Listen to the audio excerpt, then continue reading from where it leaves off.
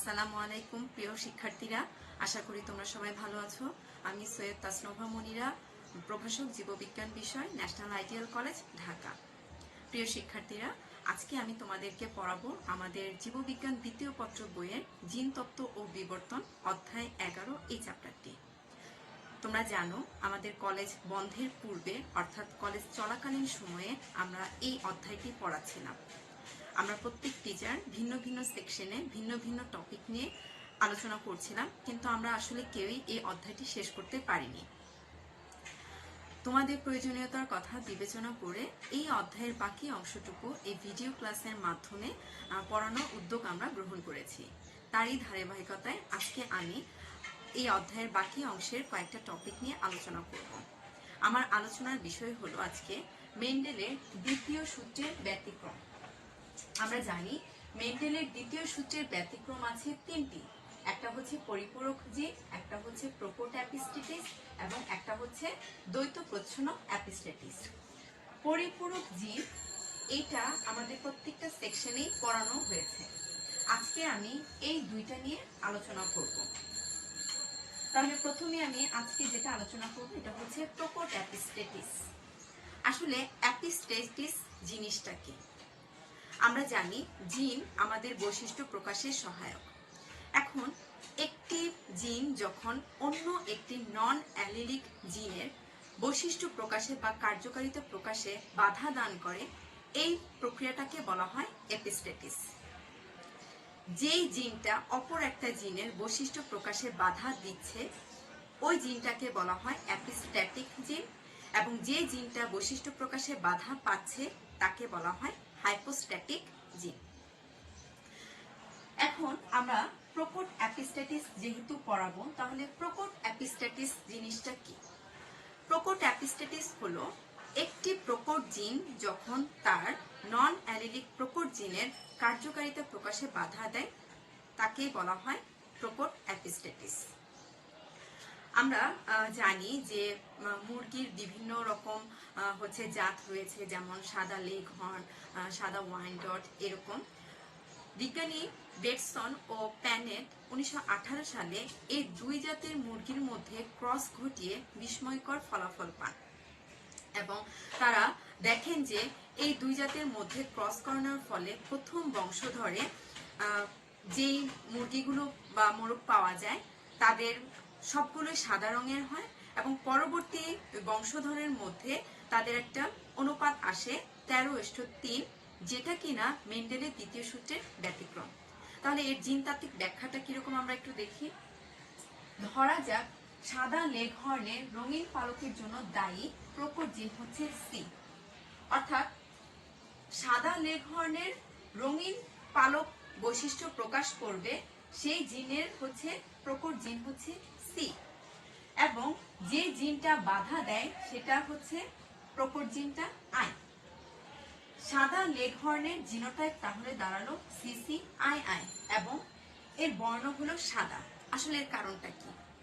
আসলে আমরা যদি একজোড়া ক্রোমোজোম দিয়ে দেখি যে এরকম একজোড়া ক্রোমোজোম হোমোলোগাস ক্রোমোজোম, এই হোমোলোগাস ক্রোমোজোমে এই লোকাসে অবস্থিত এই ক্যাপিটাল সি এবং ক্যাপিটাল সি, যেটা কিনা রঙিন বৈশিষ্ট্য প্রকাশের জন্য দায়ী। এখন এই লোকাসে অবস্থিত ক্যাপিটাল আই, এই লোকাসে অবস্থিত ক্যাপিটাল আই, এই ক্যাপিটাল আই এই প্রোকোট জিনটা উপস্থিত থাকার কারণে এই প্রোকোট সি রঙিন বৈশিষ্ট্য প্রকাশ করে, এই জিনটা আর প্রকাশিত হতে পারে না। অর্থাৎ এই আই জিনটা উপস্থিত থাকার কারণে সে তার রঙিন বৈশিষ্ট্যটা প্রকাশ করতে পারে না, ফলে সে সাদা বৈশিষ্ট্য প্রকাশ করে। আর সাদা ওয়াইনডটের জিনোটাইপ হচ্ছে c/i, কারণ সাদা ওয়াইনডটের সাদা বৈশিষ্ট্য হচ্ছে প্রচ্ছন্ন বৈশিষ্ট্য। তাহলে বিজ্ঞানীরা পরবর্তীতে করলেন কি, যে এদের প্যারেন্ট নির্বাচন করলেন এবং সাদা লেগ হর্ন সাদা ওয়াইনডটের মধ্যে ক্রস ঘটালেন। তাহলে সাদা লেগ হর্নের যে জিনোটাইপ এটা এবং সাদা ওয়াইনডটের জিনোটাইপ হচ্ছে এটা। এখন গ্যামেট তৈরি হবে। আমরা জানি যে গ্যামেট এরকম, এখান থেকে যে সমস্ত গ্যামেটগুলো আসবে সব এরকম, এবং এখান থেকে যে গ্যামেটটা আসবে সব হচ্ছে এই ধরনের। এই গ্যামেট পাওয়ার পর F1 বংশধর পাওয়া গেল এবং এই বংশধরে যে মোরগ মুরগিগুলো পাওয়া গেল তাদের প্রত্যেকের বর্ণই হচ্ছে সাদা। আসলে সাদা কেন? কারণ এখানে প্রকট বাধা দানকারী জিন আই রয়েছে, এর ফলে প্রকট রঙিন বৈশিষ্ট্য সি তার বৈশিষ্ট্যটা প্রকাশ করতে পারছে না। এর ফলে এখানে যতগুলো মোরগ মুরগি পাওয়া যাবে সবগুলোই হবে তাদের পালকের বর্ণ সাদা। পরবর্তীতে এই F1 বংশধরে যে জিনোটাইপগুলো পাওয়া গেল এই বংশধরদের মধ্যে আবার ক্রস ঘটানো হলো এবং ক্রস ঘটানোর ফলে F2 বংশধর পাওয়া গেল। তাহলে এই F1 জোনের মধ্যে ক্রস করানো হলো, প্ল্যানেট নির্বাচন করা হলো এবং এই জিনোটাইপধারী নেওয়া হলো এবং তাদের যে গ্যামেট তৈরি হবে সেই গ্যামেট তৈরি হলো। আমরা জানি গ্যামেট কিভাবে তৈরি হয়, ক্রোমোজোম থেকে যখন হোমোলোগাস ক্রোমোজোম গ্যামেট তৈরির সময় বিভক্ত হয়ে যায় এবং ক্রসিং ওভারের ফলে গ্যামেট তৈরি হয়। এছাড়া খুব সহজভাবে এই জিনোটাইপ থেকেও আমরা গ্যামেট তৈরি দেখাতে পারি। যেমন এই ক্যাপিটাল সি এই ক্যাপিটাল আই এর সাথে একবার এবং এই ক্যাপিটাল সি এই স্মল আই এর সাথে এটা, এবং এই স্মল সি এই ক্যাপিটাল আই এর সাথে এবং এই স্মল সি এই স্মল আই এর সাথে। তাহলে এইভাবে এই চারটা গ্যামেট তৈরি হলো। এই গ্যামেটগুলো দিয়ে F2 বংশধর তৈরি করা হবে। তাহলে এই গ্যামেটগুলো দিয়ে এখন একটা চেকার বোর্ড তৈরি করা হলো। আমরা জানি চেকার বোর্ডে এটা হচ্ছে পুং গ্যামেট, এটা হচ্ছে পেয়ার চেকার বোর্ডে স্ত্রী গ্যামেট। তাহলে আমরা এই গ্যামেটগুলো এভাবে বসিয়ে দিলাম। বসিয়ে দেওয়ার পরে আমি চেকার বোর্ডে অনেকগুলো অংশ করে রেখেছি এবং বাকি যে অংশগুলো আছে এই অংশগুলো তোমরা দেখলেই পারবে। যেমন সেটা হচ্ছে এখানে ফাঁকা রেখেছি, এইটার সাথে এই গ্যামেটটার সাথে এই গ্যামেট, এর ফলে হবে capital C capital C capital I capital I. এই গ্যামেটের সাথে এই gamete capital C capital I small I, এবং এটার সাথে এটা ক্যাপিটাল স্মল ক্যাপিটাল ক্যাপিটাল, এবং এই গ্যামেটের সাথে এই গ্যামেট। তাহলে capital C small C capital I small I. এইভাবে আমরা প্রত্যেকটা তৈরি করতে পারি। এখন এখানে যে জিনোটাইপধারী মোরগ মুরগিগুলো পাওয়া যায় আমরা লক্ষ্য করি কার বর্ণ কিরকম। যদি জিনোটাইপের মধ্যে ক্যাপিটাল আই উপস্থিত থাকে তাহলে সে কখনো রঙিন বৈশিষ্ট্য প্রকাশের প্রকট জিন সি কে প্রকাশ হতে দিবে না, তখন সে সাদা হয়ে যাবে। তাহলে যেখানে ক্যাপিটাল আই উপস্থিত সেখানে সাদা বর্ণ প্রকাশ করে, আর যেখানে ক্যাপিটাল আই অনুপস্থিত সেখানে দেখা যাবে সে রঙিন বৈশিষ্ট্য প্রকাশ পাবে। তাহলে আমরা একটু দেখি চেকার বোর্ডের কোথায় ক্যাপিটাল আই অনুপস্থিত রয়েছে। এখানে ক্যাপিটাল আই অনুপস্থিত, এখানে ক্যাপিটাল আই অনুপস্থিত এবং এখানে ক্যাপিটাল আই অনুপস্থিত, অর্থাৎ এরা রঙিন বৈশিষ্ট্যটাকে প্রকাশ করছে। এবং এখানে আমরা দেখতে পাই স্মল সি এবং স্মল আই, এবং এটা সাদা বৈশিষ্ট্যের জন্য প্রকাশক, এবং স্মল সি স্মল আই এটা হচ্ছে প্রচ্ছন্ন একটা বৈশিষ্ট্য যার ফলে এটা সাদা বর্ণ হয়ে থাকে। তাহলে আমরা সমস্ত চেকার বোর্ডের ফিনোটাইপটা যদি কিনা লক্ষ্য করি তাহলে আমরা দেখতে পাই সাদা এবং রঙিনের অনুপাত হয় 13:3। আমরা জানি মেন্ডেলের দ্বিতীয় সূত্রের অনুপাত হচ্ছে 9:3:1, এবং এই দ্বিতীয় সূত্রে এই অনুপাতটাই পরিবর্তিত হয়ে হচ্ছে 13:3, অর্থাৎ এটাই হচ্ছে মেন্ডেলের আরেকটি ব্যতিক্রম। মেন্ডেলের দ্বিতীয় সূত্রের অনুপাতটা পরিবর্তিত হয়েছে 13:3 এবং এটা মেন্ডেলের দ্বিতীয় সূত্রের একটি ব্যতিক্রম, এর নাম হচ্ছে প্রকট এপিস্টেটিস। তাহলে এখানে আমরা দেখলাম যে আসলে মূলত এই ক্যাপিটাল আই অর্থাৎ প্রকট এই জিনটা যদি উপস্থিত থাকে তাহলে সে এক ধরনের বিশেষ ধরনের এনজাইম নিঃসরণ করে এবং এই এনজাইমের দ্বারা তখন এই ক্যাপিটাল সিটা তার রঙিন বৈশিষ্ট্যটা প্রকাশ করতে পারে না, দমিত অবস্থায় থাকে। আমি মেন্ডেলের দ্বিতীয় সূত্রের ব্যতিক্রম আরেকটি পড়াবো। এটা হচ্ছে দ্বৈত প্রচ্ছন্ন এপিস্টেটিস। দ্বৈত প্রচ্ছন্ন এপিস্টেটিস বলতে আসলে আমরা কি বুঝে থাকি? ভিন্ন ভিন্ন লোকাসে অবস্থিত দুটি প্রচ্ছন্ন জিন যখন একে অপরের অ্যালিলির প্রকট জিনের নির্দিষ্ট বৈশিষ্ট্য প্রকাশে বাধা দেয়, তখন তাকে দ্বৈত প্রচ্ছন্ন এপিস্টেটিস বলে। দ্বৈত প্রচ্ছন্ন এপিস্টেটিস সবসময় হোমোজাইগাস প্রচ্ছন্ন জিনের বৈশিষ্ট্যটাই প্রকাশ পায়। আমরা যদি একটু ক্রোমোজোম দিয়ে বোঝার চেষ্টা করি, এরকম এক জোড়া ক্রোমোজোম রয়েছে, হোমোলোগাস ক্রোমোজোম। এই হোমোলোগাস ক্রোমোজোমে এই লোকাসে অবস্থান করে প্রকট জিন ডি এবং ডি, এবং এই লোকাসে অবস্থান করে স্মল ই এবং স্মল ই। এই স্মল ই অর্থাৎ এই জিনটা প্রচ্ছন্ন জিন। এই জিনটা উপস্থিত থেকে হোমোজাইগাস অবস্থায় এই প্রকট জিন দুইটার বৈশিষ্ট্য প্রকাশে বাধা দেয়। এই প্রচ্ছন্ন জিন দুইটা কখনো হেটারোজাইগাস অবস্থায় থেকে এই প্রকট জিনের বৈশিষ্ট্য প্রকাশে বাধা দিবে না, অর্থাৎ সে কখনো ক্যাপিটাল ই স্মল ই এই অবস্থায় থেকে প্রকট জিনের বৈশিষ্ট্য প্রকাশে বাধা দিবে না। সে সবসময় হোমোজাইগাস প্রচ্ছন্ন অবস্থায় থেকে সে ক্যাপিটাল ডি এর বৈশিষ্ট্য প্রকাশে বাধা দিবে।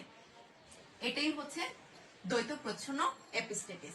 তাহলে আমরা এবার একটু ব্যাখ্যায় আসি যে আমরা জানি যে আমাদের যে জন্মগত মুখ বধিরতা, এটা আসলে এই দ্বৈত প্রচ্ছন্ন এপিস্টেটিসেরই উদাহরণ। এখানে দুইটা প্রচ্ছন্ন জিন এপিস্টেটিক হিসেবে কাজ করে, অর্থাৎ ই এবং মনে করি ই এবং ডি দুটি এপিস্টেটিক প্রচ্ছন্ন জিন। এই প্রচ্ছন্ন জিন দুইটার কারণেই মুখ বধির হয়। এখানে ই জিন প্রচ্ছন্ন জিনের কারণে দেখা যাবে যে এই জিনোটাইপ তৈরি হবে এবং এই জিনোটাইপধারী ব্যক্তি মুখ বধির হবে, কারণ এই ই জিনটা হোমোজাইগাস প্রচ্ছন্ন। সে করবে কি, এই প্রকট এই ক্যাপিটাল ডি তার যে বৈশিষ্ট্য স্বাভাবিক শ্রবণক্ষম, এই বৈশিষ্ট্যটা প্রকাশে বাধা দিবে। আবার ই ডিনের প্রচ্ছন্ন জিনের কারণে জিনোটাইপ হবে এইটা, এবং এই জিনোটাইপধারী ব্যক্তিও মুখ বধির হবে। এক্ষেত্রেও এই ডি জিনটা হোমোজাইগাস অবস্থায় থেকে প্রচ্ছন্ন অবস্থায় থেকে ক্যাপিটাল ই তার যে স্বাভাবিক শ্রবণক্ষম যে বৈশিষ্ট্য প্রকাশ, এই প্রকাশে বাধা দিবে। এর ফলাফলে দেখা যাবে যে এই জিনোটাইপ এবং এই জিনোটাইপধারী ব্যক্তিরা মুখ বধির হবে। এই দুই জিনোটাইপধারী ব্যক্তির মধ্যে এখন ক্রস করানো হলে F1 যে বংশধর পাওয়া যাবে, সেই F1 বংশধরের সবাই হচ্ছে স্বাভাবিক শ্রবণক্ষম হবে, অর্থাৎ প্যারেন্ট যদি কিনা হয় মুখ বধির এবং তাদের জিনোটাইপ এই জিনোটাইপ এবং এই জিনোটাইপ, এর ফলাফলে দেখা যাবে গ্যামেট তৈরি হবে ডিই এবং স্মল ডি ক্যাপিটাল ডি। এর ফলে যে F1 যে বংশধরের তৈরি হলো, অর্থাৎ যে সন্তান তৈরি হলো, তারা সবাই হচ্ছে কি স্বাভাবিক শ্রবণক্ষম। কেন এখানে সবাই স্বাভাবিক শ্রবণক্ষম? কারণ এদের জিনোটাইপটা আমরা যদি লক্ষ্য করি তাহলে দেখতে পাবো যে কোথাও এই প্রচ্ছন্ন জিন এবং এই প্রচ্ছন্ন জিন হোমোজাইগাস অবস্থায় উপস্থিত নেই, অর্থাৎ এখানেও সিঙ্গেল ভাবে রয়েছে, এখানেও সিঙ্গেল ভাবে রয়েছে, অথবা এরা হেটারোজাইগাস অবস্থায় রয়েছে, এরাও হেটারোজাইগাস অবস্থায় রয়েছে। যদি শুধু এইভাবে অথবা এই স্মল ডি এইভাবে উপস্থিত থাকতো, তবেই তারা মুখ বধির হিসেবে প্রকাশ পেত। যেহেতু এরকম নেই, এ কারণে এরা সবাই হচ্ছে কি স্বাভাবিক শ্রবণক্ষম। F1 বংশধরে যে সন্তান সমূহ পাওয়া গেছে, এই জিনোটাইপধারী অর্থাৎ ভাই বোনদের মধ্যে তো বিয়ে হয় না, তো সেই ক্ষেত্রে এই জিনোটাইপধারী একজন পুরুষ এবং মহিলার মধ্যে যদি ক্রস করানো হয়, তাহলে দেখা যাবে যে পরবর্তী যে F2 বংশধর তৈরি হবে তার ফলাফল একটু ভিন্ন রূপ। অর্থাৎ F1 জনের মধ্যে ক্রস করানো হলে তাদের জিনোটাইপ ডিই এই জিনোটাইপধারী দুজনের মধ্যে ক্রস করানো হলো। ক্রস করানোর ফলে গ্যামেট তৈরি হবে। গ্যামেটটা কিভাবে তৈরি হয় কিছুক্ষণ আগেও আমি দেখিয়েছি। আমি আবার দেখাচ্ছি, এই ডি এর সাথে এবং এই ডি এর সাথে, স্মল ডি এর সাথে এবং স্মল ই এর সাথে, এর ফলে এই গ্যামেটটা তৈরি হবে। এখন আমরা একটা F2 জোনুর একটা চেকার বোর্ড তৈরি করব। এই চেকার বোর্ডে এখানে আছে পুং গ্যামেট সমূহ, স্ত্রী গ্যামেট সমূহ, অর্থাৎ এই গ্যামেট গুলোই আমরা বসালাম এবং বসানোর ফলে কিছুক্ষণ আগে আমরা দেখেছিলাম যে কিভাবে তৈরি করতে হয়। এর সাথে এটা, এর সাথে এটা এবং এর সাথে এটা এবং এর সাথে এটা, এরকম ভাবে আমরা সমস্ত জিনোটাইপ গুলো পাবো। এবং এই জিনোটাইপ ধারী চেকার বোর্ডটা যদি আমরা লক্ষ্য করি তাহলে আমরা দেখব যেখানে স্মল ই এবং ক্যাপিটাল স্মল ই এবং স্মল ডি এরা হোমোজাইগাস প্রচ্ছন্ন জিন এই অবস্থায় থাকবে, তখনই তারা প্রকট বৈশিষ্ট্যটাকে বাধা দিবে। এর ফলে তখন তারা মুখ বধির হিসেবে জন্ম লাভ করবে। যেমন এখানে আছে ক্যাপিটাল ডি ক্যাপিটাল ই, এরা স্বাভাবিক। এখানে কোথাও আমরা স্মল ডি নাই, এখানেও স্মল ই নেই, এখানে স্মল ই নেই, তাহলে এরা সবাই হচ্ছে কি স্বাভাবিক। তাহলে আমরা দেখি কোথায় এই স্মল ই এবং স্মল ডি রয়েছে। যখন এই স্মল ই থাকবে তখনই হচ্ছে কি মুখ বধির হবে। আমরা এখানে যদি কিনা দেখি তাহলে এখানে দেখতে পাবো যে দুইটা স্মল ই রয়েছে, অর্থাৎ হোমোজাইগাস প্রচ্ছন্ন জিনের উপস্থিত রয়েছে। এখানেও হোমোজাইগাস প্রচ্ছন্ন জিনের উপস্থিত রয়েছে, এখানেও হোমোজাইগাস প্রচ্ছন্ন জিনের উপস্থিত রয়েছে, এখানেও হোমোজাইগাস প্রচ্ছন্ন জিনের উপস্থিত রয়েছে, এখানেও হোমোজাইগাস প্রচ্ছন্ন জিনের উপস্থিত রয়েছে, এখানেও হোমোজাইগাস প্রচ্ছন্ন জিন এবং এখানেও হোমোজাইগাস প্রচ্ছন্ন জিন, অর্থাৎ এরা সবাই হচ্ছে কি মুখ বধির হিসেবে জন্ম লাভ করবে।